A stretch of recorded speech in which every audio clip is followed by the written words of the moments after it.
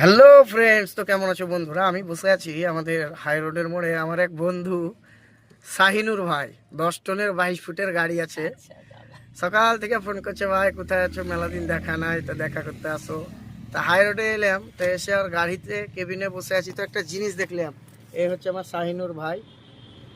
তো ভাই এই কেবিনে হাওয়ার, আমরা যে মানে টায়ারের দোকানে এয়ার ফিল্টার ঝাড়ার জন্য যে এই আমার হাতে যে হ্যান্ডেলটা দেখছো, এটা দিয়ে হাওয়া বের হয় আর কি।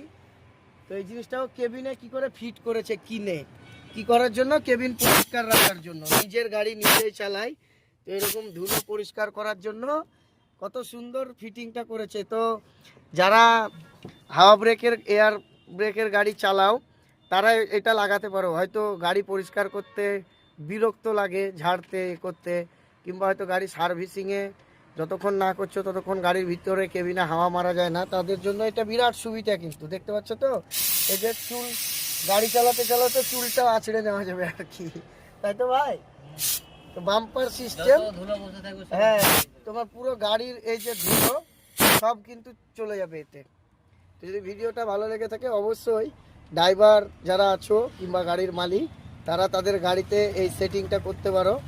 তো ভালো জিনিস এটা দেখলাম।